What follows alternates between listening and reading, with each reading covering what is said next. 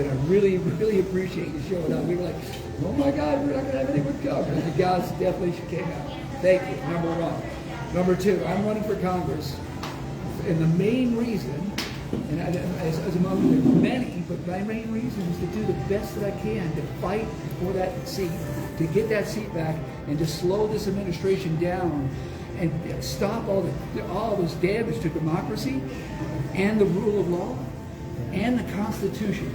When I was 18, I took an oath of office to support and defend the Constitution against all enemies, foreign and domestic.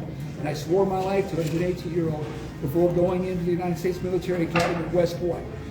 And it drives me nuts now to watch this. Every day we wake up. I know you're feeling the same thing. It's like, what are they doing today? Yeah. What war did we start today? You know, whose rights are being trampled on today? Who got murdered today? I mean, that's the main reason. In fact, we need, as Democrats, to understand that we need to get that seat back. Getting our congressional seat back helps to push back on the administration. Plain, end of story, have to do it. I believe that given my skills, my abilities, my leadership, my supports, and the relationships that I've built and earned over my career and my time on this earth, I believe is most relatable to all the other independents and unaffiliated voters. We need to be relatable in order to be electable. I mean, we can be really proud of ourselves that we got all of the Democrats to vote. It's 22% in this district, 22%. It's over 40% unaffiliated. So not only do we need to be strong in our message as Democrats, we need to find common ground. And again, that goes back to being relatable. Combat veteran, public service, lived in the district, worked in the district for 35 years, been married for 35 years. I'm a husband. Thank you guys for showing up. Super duper. And by the way, I'll go back and do a repeat with you directly, all right? I promise. Awesome. We just started, too. Okay. I'm over here kind of working. I've been married for 35 years. My wife and I have raised 3 daughters in the district. I mean, our boots are on the ground in the district. And I believe, again, having served at West Point and a combat veteran, first Gulf War, airborne ranger, Bronze Star recipient. Then, like I said, we've lived in the district for 35 years. I have a small business. We employ 120 folks. We're in the world of water systems, sewer systems, roads, utilities, commercial buildings, and managing apartments. We manage stuff. We got good paying blue-collar jobs. I come from blue-collar. My mom, single mom, I'm the middle of 3 boys. She didn't have a lot, so she was on minimum wage plus food stamps. So I know what it's like, right? And by the way, I realize that doesn't define who we are, but it definitely lets you know that my boots are firmly on the ground. I'm not floating, and I wasn't born on third base. I wasn't born on third base. I have a mortgage. I have 2 car notes because of my wife and I. We have student loans. We have 3 daughters. But I'll brag here for a second if I can about my 3 daughters. 2 of them, like Dad, Army ROTC, and have served in the Army. My middle one is still, she's a 2nd lieutenant, active duty in Hawaii. She's an Army officer. It just forced me. My wife, 35 years married with her. She's a 25-year public school veteran. She's still teaching right now. She's taught kindergarten. 25 years. That's. Thank you. She says, hey, I could put up with all these 16 of these little 5-year-olds. I could put up with your stuff all day. It's easy. I can handle you. Yes, sir. Is she still teaching you? Yeah, absolutely. I like that. Extra drink right here. So, yes, I mean, again, I'm just saying that our arc of our lives, we all have this trajectory of how we influence and how we make connection. In my story, our family story, it's been service and sacrifice and service to others. I know it sounds like braggadocious play, but it's absolutely unequivocally true.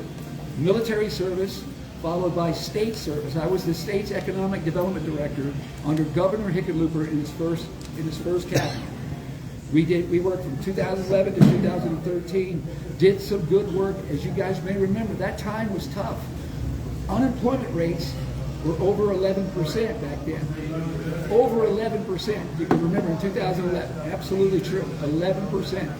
And we were working through that type of stuff. So that's service at the state level. And then at the local level. So think about how all of you, I know you guys do, you're connected. You've committed to a better community. And so you're doing service work, be it volunteers or whatever it may be. Church, Rotary, Lions Club, anything, everything, you do it. So do we, so do I. Again, it's more relatable with the rest of the community. Watch, okay. I was elected to serve as 2 terms as a city council person. I was elected to serve 2 terms as a school district board member during COVID too, by the way. Parents hate you, kids hate you, the teachers want to kill you during COVID, but thank God, that's all gone. And then I also served 2 terms fire protection district board member. And I'm currently serving in my 2nd term on the Snowmass Water and Sanitation District Board. So I'm committed to serving my community because just like you, neighbors take care of neighbors. And I think that resonates with the democratic values. Neighbors take care of neighbors. And if you do that enough, you don't have to worry about taking care of yourself. It's a great philosophy to think about because you know you're going to be taken care of. It is that gift that kind of eventually gives itself, it gives back. And that's how we've lived. And so I just desperately want the opportunity. And I'll give you why I'm late, but I want the opportunity to run in a primary against the other candidate because I humbly believe that competition begets a better end result. We will get a better candidate to run in the general election. The primary should not be a coronation where you just bring the person up and you just anoint them the candidate. The primary is built to sharpen steel. Competition is better. I want to be in there.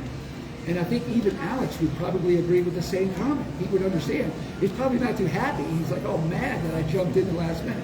And here's why. The last minute thing. Straight up. I had planned a launch for this campaign for November 15th, Veterans Day. I mentioned that I have that business, the Romero Group, the 120 employees. I have 3 operating partners, and we had not yet figured out and had not yet agreed upon what the game plan and the roadmap would look like if I were lucky enough to be elected and have to obviously leave that service of that company. We didn't have it all ironed out yet, so we didn't pull the trigger. And we get into January, and then even more hell starts to break loose at the national level. And I see our representative Hurd mostly rubber stamp President Trump's initiatives, President Trump's crazy decisions. Just mostly. There was one vote. You guys, I'm sure you know this. There was one vote about 3 weeks ago that Hurd said, I'm not going to agree with that vote. And the next day, Trump locked his head off and said, I'm unendorsing it. So even that act, and by the way, once that happened, Hurd went right back into his shell and is now rubber stamping all the Trump, including, I don't know where you stand, but I know where I stand, including that crazy war into Iran. Let me address that real quick. I'm a combat veteran. I served in the first Gulf War. That was when we kicked Saddam Hussein back out of Kuwait. There were 3 things that happened that none of this has happened since. One, they stated and they developed a set of objectives, exactly what we're going to achieve by going into Iraq and pulling him out of Kuwait. Stated objectives, number 1. Number 2, a set of conditions precedent to us getting out of Iraq.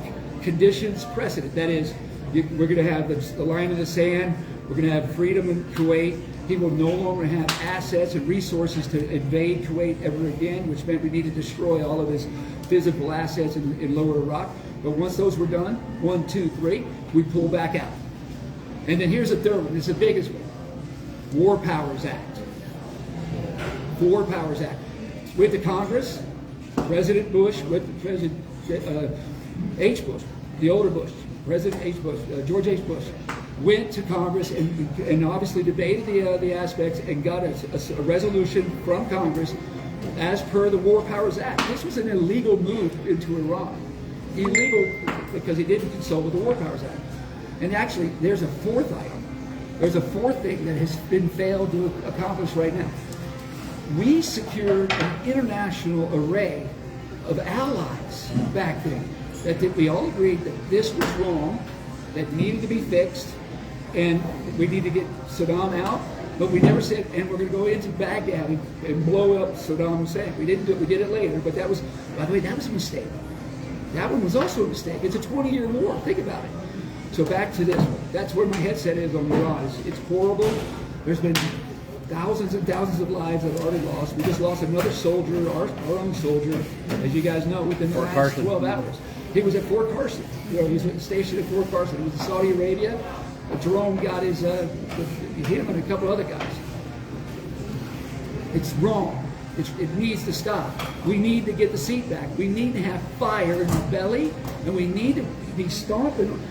But there's a difference, right? We're going to be upset, but we're going to use it in a positive, constructive way to build common ground.